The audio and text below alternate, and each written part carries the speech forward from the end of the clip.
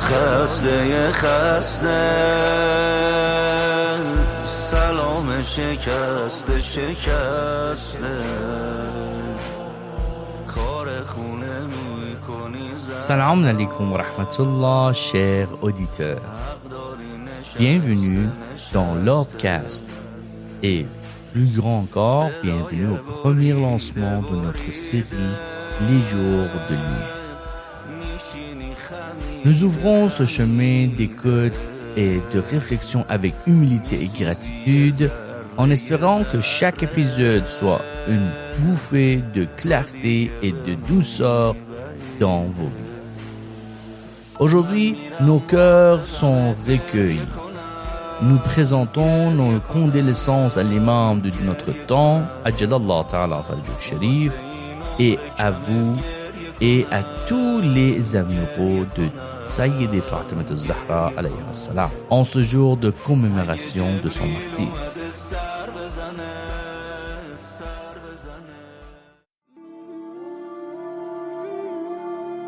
Sa vie et sa mort ne sont pas du passé.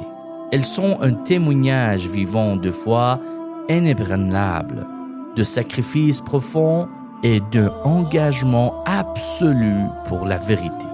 Le Coran reflète la grandeur de Sayyida Fatima salamullah alayha à travers la sourate Al-Kawthar, le bien abondant. Née à la Mecque, au cœur de la maison de la prophétie, elle a été nourrie par la sagesse du messager d'Allah, que la paix soit sur lui et sa famille. Après son départ, elle est devenue un rempart de vérité dans une période de grande tourmente, allant jusqu'à sacrifier sa vie pour la pureté du message de l'islam.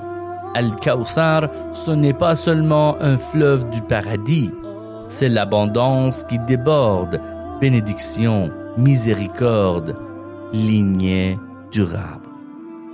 Sa descendance bénie, les imams, a porté cette torche de guidance et son héritage spirituel continue d'inspirer jusqu'à aujourd'hui. La vraie abondance ne se compte pas en possession, mais en foi, savoir, caractère et œuvre juste. Dans notre ouvrage Succès, nous rappelons que la vraie réussite est l'éclosion de nos talents confiés par Allah, alignés sur ses principes. Sayyida Fatima salamullah alayha l'incarna parfaitement. Chaque souffle, un pas vers Allah. Elle n'est pas un modèle uniquement pour les femmes. Elle est un modèle pour l'humanité entière. Même notre imam attendu Ajjalallahu Ta'ala Farjuh Sharif la cite comme référence. Sa vie fut le sommet du sacrifice. Choisir la justice et la vérité, quel qu'en soit le prix. C'est le sens même du don de soi pour la cause de Dieu, guidé par la sagesse et la certitude, jamais par le désespoir. Son éloquence pour défendre la vérité, sa patience dans l'épreuve, sa force tranquille illustrent ce que le livre Le pouvoir intérieur appelle le moteur intérieur de la foi. Une certitude intime qui ancre le cœur dans le plan d'Allah. Trop souvent, on réduit Sayyida Fatima alayha salam à la sphère domestique. Or, elle fut une croyante combative. Elle a défendu la communauté naissante, dénonçant l'injustice, œuvré pour réaliser l'islam pur dans la société. Ce n'est pas un écart de la spiritualité, c'en est l'aboutissement. Comme le souligne l'ouvrage La réalisation de l'islam pur, la pratique authentique se manifeste non seulement par la pitié personnelle, mais aussi par l'action collective. Institution juste, service social, sauvegarde du bien commun. La vie de Sayyida Fatima alayha salam montre qu'une femme croyante est une force vitale de transformation, une voix pour les opprimés et une incarnation d'un leadership éthique. Face à l'injustice et à la confusion morale de notre époque, son exemple nous appelle à l'engagement de principe, apporter du discernement, proposer des solutions, se tenir aux côtés des marginalisés.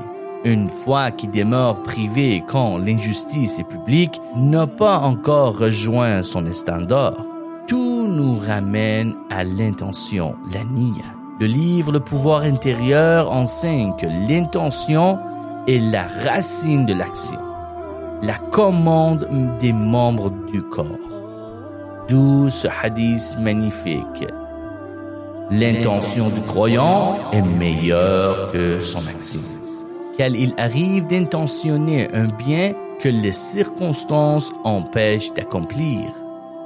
Sayyida Fatima Salamullah alayha est un commentaire vivant de cette vérité.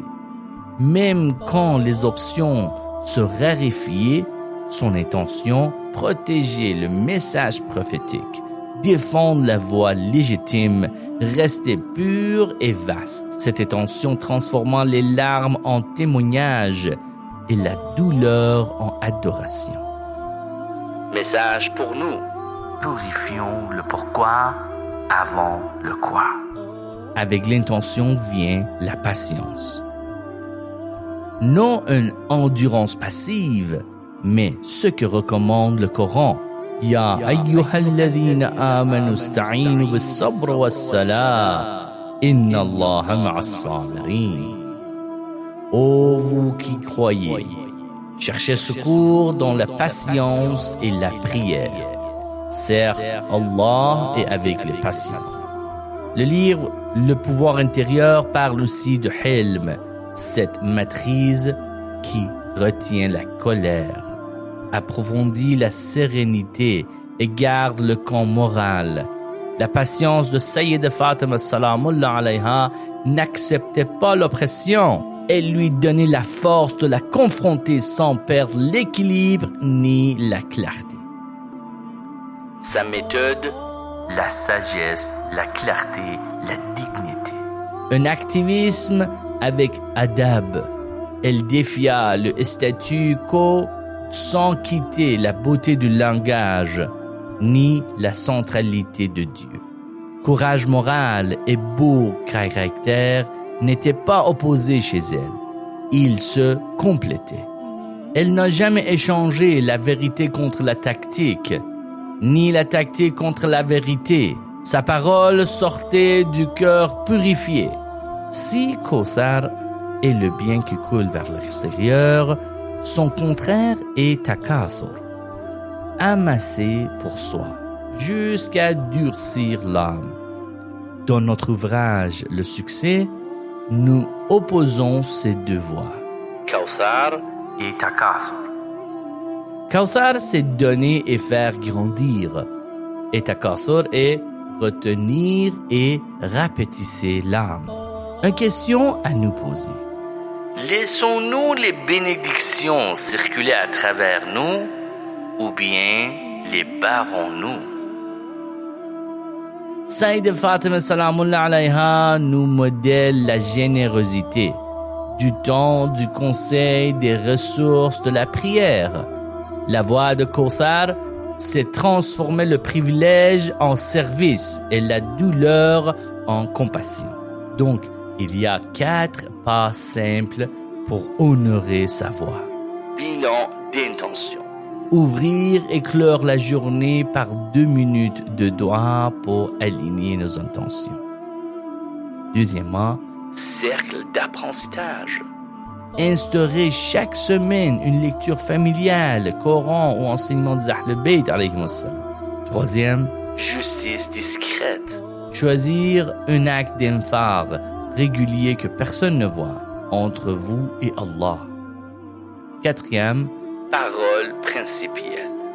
Avant de poster ou de prendre position, demandez: cela reflète-t-il l'équilibre de sa vérité et de sa miséricorde? Et un 5e geste indispensable, le service d'abord à la maison. Consolider de l'amour, la confiance et l'adoration au foyer donne des forces pour servir la société avec crédibilité et endurance. Sayyid Fatima, ses larmes pour son père, son éloquence, ses silences habités, tout était djihad. Non pas l'épée, mais la vérité, la résolution et l'esprit inébranlable. Lorsque l'intérieur est pur et fort, il devient courage dans le monde. Son activisme après le prophète cherchait justice pour les droits de la famille, fut à la fois intrépide et sage. Non pas personnel, mais un rempart de l'ordre moral de l'Ummah. Nous sommes tous héritiers de sa trace. La vie de Kawthar est de laisser couler le bien, partager le savoir, répandre la compassion, tenir la justice. La voie de Takathur est d'endurcir. Le choix de la route façonnera nos foyers autant que nos sociétés. Donc, emportons cette question pour la semaine. Comment ferais-je couler Kawthar aujourd'hui? Par un mot de conseil, un don discret, une prise de position juste ou un moment de prière sincère?